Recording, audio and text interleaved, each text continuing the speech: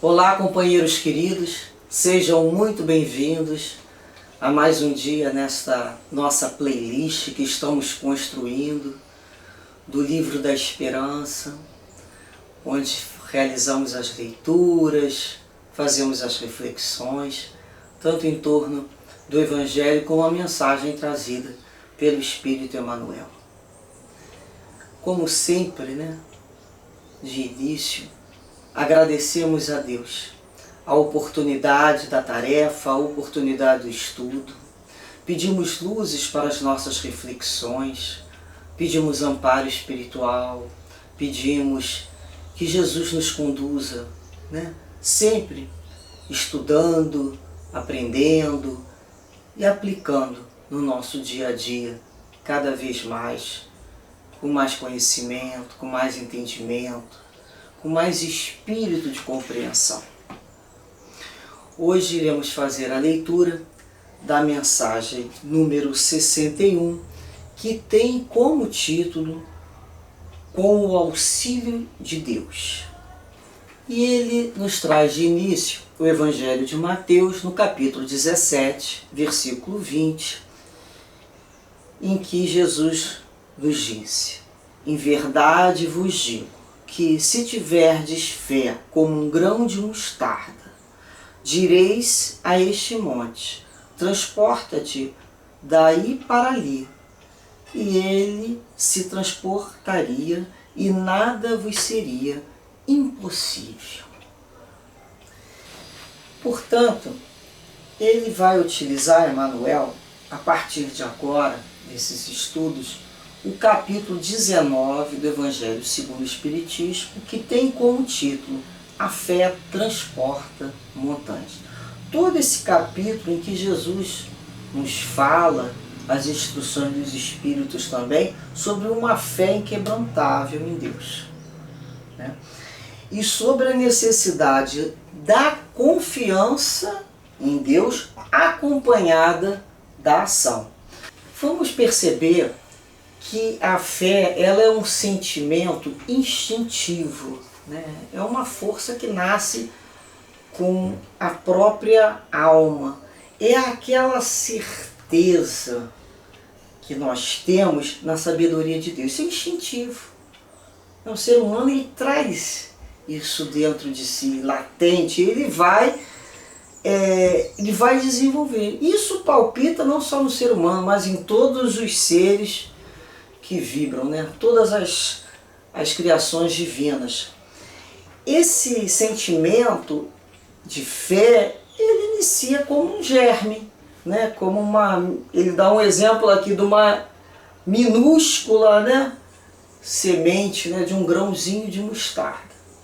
Então ele começa como um germe que nós trazemos dentro do nosso íntimo, dentro de cada um de nós, e que nos compete fazer crescer, desabrochar e dar bons frutos. Através de quê? Da nossa vontade. Então ele existe, aquela sementinha, e compete a cada um fazê-lo desenvolver. Durante quanto tempo? Às vezes a gente pergunta, quanto tempo necessita um espírito para desenvolver a fé? Da mesma forma de que outras capacidades, essa conquista é uma conquista amorosa que vai sendo vivenciada em várias reencarnações, que nós vamos aprendendo a desenvolver por necessidade, por entendimento, essa fé que já existe em germe dentro de cada um de nós. E nós vamos perceber que em algumas criaturas elas já nasce, a gente já vê que aquilo vem pronto, A gente fala assim, nossa, fulano já nasceu com uma fé. Não podemos esquecer que aquilo é o resultado de uma conquista de vidas anteriores. Porque tudo que nós quisermos conquistar, somos capazes. Mas a natureza não vai dar salto, portanto, um desenvolvimento moroso e sucessivo por várias reencarnações. Então, a fé não é um sentimento exclusivo, um privilégio de uma pessoa em função da outra. Deus não concede, né? Essas verdades, elas são colocadas à disposição de todos nós ao nosso redor, e muitos de nós não querem conquistá-la, não querem perceber, por uma questão de orgulho, por uma questão de egoísmo, que eles teriam que se modificar. Então, muitas criaturas, né, começam a se beirar da fé e abandonam aquela conquista, porque aquilo vai trazer uma responsabilidade a ela. E muitas vezes a criatura se recusa ou a crescer, a amadurecer o senso moral, ou a reconhecer um poder superior do que a faz se inclinar. É o que todos nós estamos fazendo, nos inclinando diante desse poder superior. Quando a expressão foi colocada, né, se tivesses fé como um grão de mostarda, passagem que nós lemos de Jesus dizendo, direi essa montanha, passa daqui para ali, e ela passaria e nada vos seria impossível. Essa palavra montanha, ela precisa ser compreendida num sentido moral. Então nós sabemos que todas essas passagens que Jesus utiliza, essas figuras de linguagem, têm o sentido material, o simbolismo material, claro que todos conheciam, mais próximo à realidade daquelas pessoas, mas acima de tudo o simbolismo, né, moral, aquilo que é o abstrato, aquilo que vai além. Então essa montanha significa as dificuldades, as nossas resistências, a má vontade, o egoísmo, o orgulho, os preconceitos, são essas montanhas que trazemos dentro de nós. Então, se nós tivermos um pouquinho de fé, essas montanhas de egoísmo, de orgulho, de vaidade, seriam retiradas do nosso caminho. Porque são essas montanhas, esses obstáculos criados por nós mesmos. Resultado da nossa imaturidade espiritual. Nós lembramos aqui uma passagem, né, de Jesus e Lázaro. Lembram disso? Jesus se encaminhando ao túmulo de Lázaro, que era dado como morto, e tinha uma gruta, e nessa gruta tinha uma entrada que possuía uma grande pedra. E Jesus disse, né, àqueles que estavam ao entorno dele, tirai a pedra. E os seus discípulos removeram a pedra. Jesus clamou em alta voz, Lázaro, sai para fora. E Lázaro ressuscitou. Então, quem diz a um cadáver sepulto de 4 dias ressurge, não pode dizer a uma pedra, remove-te daí? Então os discípulos não podiam ressuscitar a Lázaro, mas podiam remover a pedra que selava a entrada do sepulcro. Então essa remoção daquele obstáculo maior, isso poderia ser feito pelos discípulos. Então Jesus não remove a pedra, né? Outros vão lá e removem. Então, na realidade, ele nos demonstra aqui que a divina providência não vai fazer por nós aquilo que nós somos capazes de fazer dentro dos nossos próprios recursos. Então Kardec nos traz aqui o poder da fé, no item 1, né, que vai falar da passagem dos discípulos que não conseguiram curar ali, e Jesus fica, né, ó raça incrédula e depravada, até quando estarei convosco? Como se ele nos perguntasse até hoje, até quando estarei convosco? Quando é que vocês serão capazes, né, de ter a fé e poder dizer, passa daqui para ali esse monte? Essa autoridade dentro da gente mesmo, né? essa decisão. Então, no item 2, ele fala aqui, olha, no bom sentido é certo que a confiança em suas próprias forças torna o homem capaz de executar coisas materiais que não se podem fazer quando se duvida de si mesmo. Mas aqui é unicamente no sentido moral que se deve entender essas palavras. As montanhas que a fé transporta são as dificuldades, as resistências, né? Mesmo quando se trata das melhores coisas. Os preconceitos, interesses, e aí ele continua dizendo. São outras montanhas que barram o caminho de qualquer pessoa que trabalhe pelo progresso da humanidade. A fé, aí ele começa a nos explicar sobre a fé, os diferentes tipos de fé. Né? Kardec começa a fazer essa relação. Então ele vai falar sobre a fé segura, que é aquela que proporciona perseverança, energia e os recursos que permitem vencer os obstáculos, tanto nas pequenas coisas como nas grandes. Ele nos fala da fé vacilante, que vai trazer incerteza, hesitação, e que se aproveitam aqueles que devemos combater. Porque ela não procura os meios de vencer, porque ela não acredita em que possa vencer. Então nós podemos nos perguntar, como é que está a nossa fé? É uma fé segura ou uma fé vacilante? E ele continua. Em uma outra acepção, que é o item 3, entenda-se como fé a confiança que se tem na realização de algo, a certeza de se alcançar um objetivo.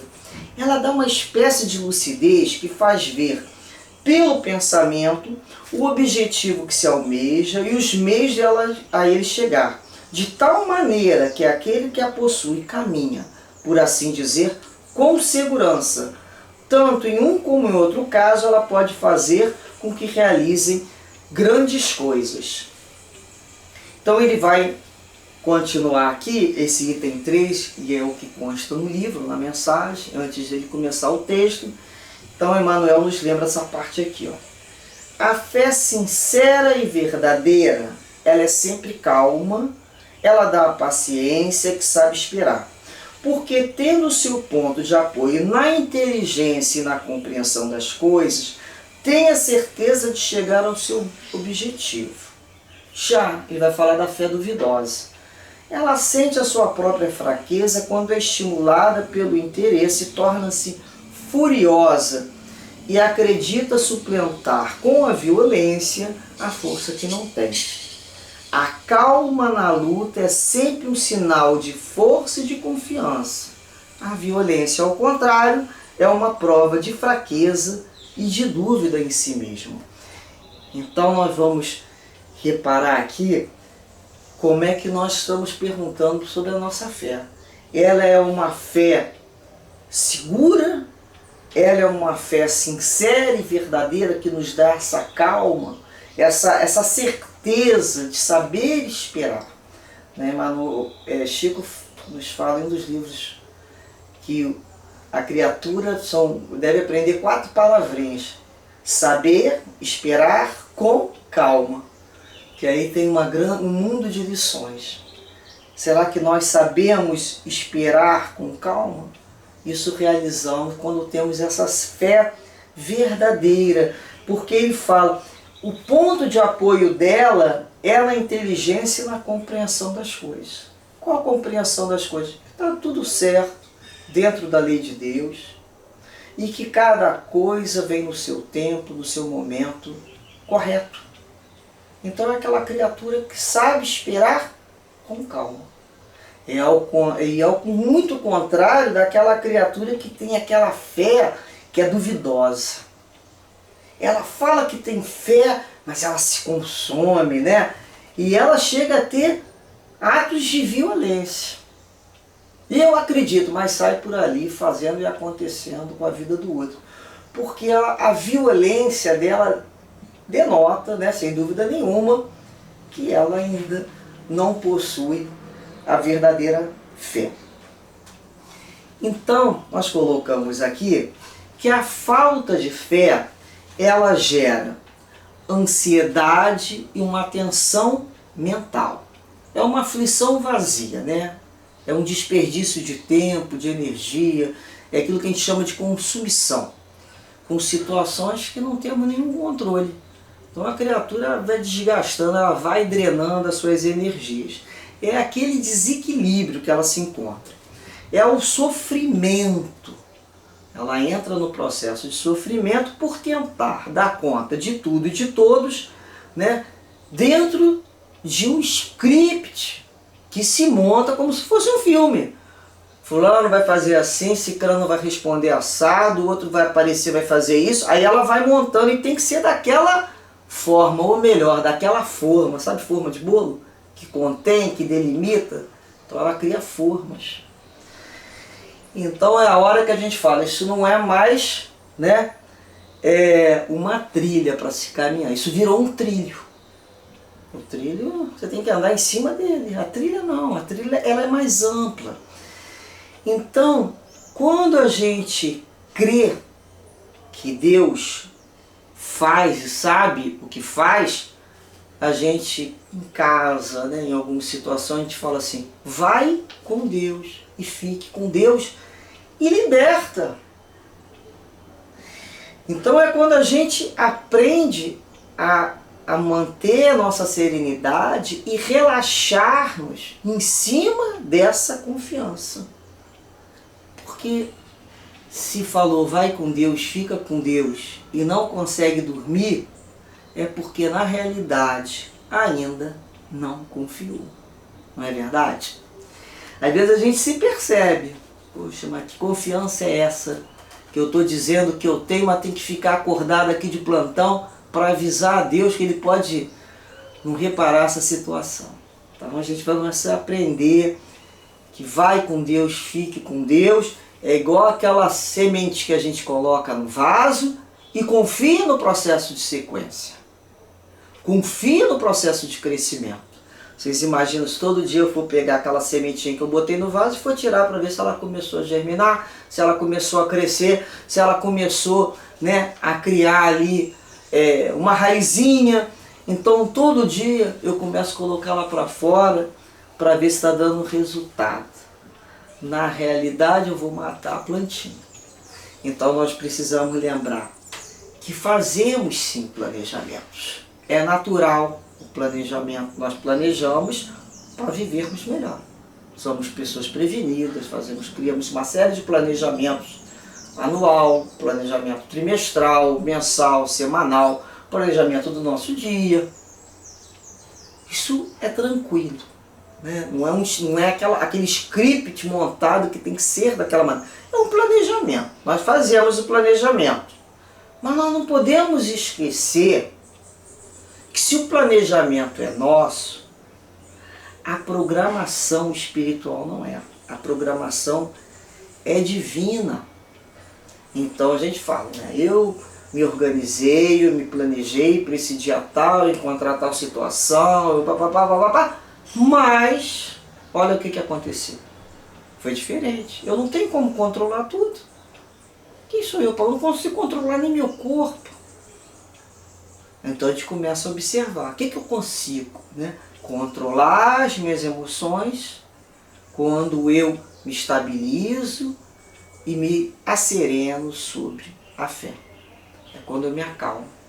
Tá? Senhor, fiz tudo o que eu podia fazer, né? Antes de chegar esse momento da hora difícil, é o momento da prova. Ó, fiz tudo, mas chegou esse momento, eu não estou conseguindo ir além, Senhor. Então, eu vou aceitar, né, vivenciar essa situação com a paz do aluno que se preparou, um aluno honesto, que deu o melhor de si. A gente fez o melhor que a gente sabia fazer, da melhor maneira que a gente entendia, dentro das nossas possibilidades, exploramos todos os caminhos. Tentei de um lado, tentei de outro, que a minha consciência cristã indicava, né? Não de qualquer maneira, não mais atropelando o outro. Queremos ser felizes, mas não mais a qualquer preço. Então vamos explorando esses caminhos, buscando soluções. Agora, é igual a plantinha. O resultado pertence a Deus. É aquele momento da entrega que nos faz, né, na realidade, nos faz sentir a confiança em Deus. É como se fosse uma cola que nos une ao Pai. Esse sentimento parece uma cola. A gente se entrega, fala, Senhor, seja feita a vossa vontade. Então, esse capítulo é um capítulo muito importante de estudarmos. Mesmo que Emmanuel não trate de todos os itens, precisamos ler, reler, fazer uma compreensão melhor desse capítulo. Porque muitos têm a ideia da fé como uma coisa de alguns privilegiados, e não é por aí. Todos somos passíveis de conquistá-lo. Tudo aquilo que desejarmos. Eu gostaria de ter fé igual fulano. Podemos sim ter fé igual fulano. Igual Cicrano, aquilo que nós temos como um exemplo. Então nós vamos caminhar naquela direção. Então nós temos que aprender o que nós estamos dispostos a investir para realizar essas conquistas dentro da fé. E Emmanuel nos diz assim: há quem diga que a discórdia, a ignorância, a penúria e a carência são chagas crônicas no corpo da humanidade, apelando simplesmente para o auxílio de Deus, qual se Deus estivesse escravizado aos nossos caprichos com a obrigação de resolver-nos os problemas a golpe de mágica. Indubitavelmente, nada de bom se efetua sem o auxílio de Deus. No entanto, vale destacar que o infinito amor age na Terra, nas questões propriamente humanas, pela capacidade do homem, atendendo à vontade do próprio homem. As criaturas terrestres, através de milênios, vêm realizando as mais belas empresas da evolução com amparo divino. Viviam segregadas no primitivismo dos continentes. Quando se decidiram a conhecer o que havia para além dos mares enormes, com auxílio de Deus, construíram as naves que as sustentam sobre as ondas. Venciam penosamente as longas distâncias. Quando se dispuseram a buscar mais largas dotações de movimento com auxílio de Deus, fabricaram veículos a motor que deslizam no solo ou planam no espaço. Jaziam submetidas às manufaturas que lhes mantinham todas as faculdades na sombra da incipiência. Mas quando resolveram conquistar o tempo preciso para o cultivo mais amplo da inteligência, com o auxílio de Deus, estruturaram as máquinas que lhes descansam, a mente e as mãos por toda a parte, desde o cérebro eletrônico à enceradeira. Vamos ver quem é que lembra do que é enceradeira, né? Eu usei muito enceradeira, e antes da enceradeira era o próprio corpo, que não era elétrico, né? Botava os pezinhos sobre o pano e ia meio que dançando ali como para poder dar aquele brilho. Padeciam visão limitada. Quando diligenciaram obter novos meios de análise com auxílio de Deus, passaram a deter lentes e raios que lhe facultam observações minuciosas, tanto nos astros quanto nas peças mais ínfimas do mundo orgânico, né? O macro e o microcosmo. Experimentavam manifesta insuficiência de comunhão espiritual. Quando se afadigaram por estabelecer contato entre si, com auxílio de Deus, atingiram as comunicações sem fio, que lhe permitem um mútuo entendimento de um lado a outro da Terra em frações de segundo. Imagina hoje. Nessa época aqui nós não tínhamos a internet. Tudo isso conseguiram aprendendo, trabalhando, sofrendo e aperfeiçoando. E para desfrutarem semelhantes benefícios, pagam naturalmente a aquisição de passagens e utensílios, engenhos e serviços. Assim também, os males que atormentam a vida humana podem ser extirpados da terra se procurarmos construir o bem, à custa do próprio esforço, com auxílio de Deus. Tesouros de tempo, orientação, entendimento e recursos outros não nos faltam. urge, né? É urgente, porém, reconhecer que somos responsáveis pelas próprias obras. Desse modo, com o auxílio de Deus, será possível transformar o mundo em radioso paraíso, a começar de nós mesmos. No entanto, isso apenas acontecerá se nós quisermos. Olha a vontade como a alavanca que faz as coisas se movimentarem. Como é que é a nossa vontade? Que coletivamente e individualmente. Que tipo de vontade é a minha? Que tipo de motor, né, podemos dizer assim, que eu possuo? É a vontade. Como é que ela faz movimentar esse fluido, os meus interesses, as minhas conquistas? Então, com o auxílio de Deus, sim. O tempo todo nós sabemos que é com o auxílio de Deus, mas quando experimentamos a nossa própria vontade. Em muitas das situações precisamos fortalecer essa vontade. A vontade tíbia, uma vontade ainda vacilante, que vai ser fortalecida no dia a dia, no cotidiano, em coisas pequenas, em coisas simples. A gente acha que a gente vai passar por uma prova de vontade? Não, tem que ver como é que é a nossa vontade quando a gente se decide a separar um horário no nosso dia para fazer um estudo. A gente consegue manter essa disciplina? Ou no dia que chove, no dia que faz calor, ou no dia que venta, a gente já vende açúcar e já não consegue mais? Como é que é o nosso espírito de sequência em tudo? A gente consegue iniciar, passar pelo meio, que é um platô, e fazer uma conclusão? Então, isso demonstra como é a nossa vontade.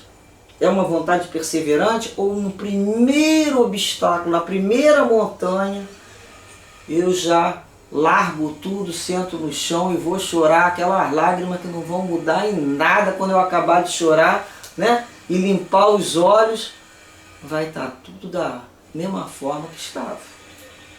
Então, como é que eu trabalho? O entendimento da confiança em Deus e do entendimento da minha vontade na realização das coisas. E dessa maneira, então, Deus possa todos nós abençoar, fortalecendo a nossa vontade dia a dia, com o entendimento que essa experiência somos nós que iremos realizar. Deus, a providência divina, não faz aquilo que nos cabe fazer dentro dos nossos recursos. É um pouquinho a cada dia que essa vontade vai sendo fortalecida. É uma coisinha por vez. Com entendimento, com carinho, com compreensão dos dias mais difíceis, mas a perseverança naquilo que se quer conquistar. Que Deus assim nos abençoe na conquista da fé. Uma fé segura, uma fé robusta e uma fé tranquila. Muita paz em nossos lares. Graças a Deus.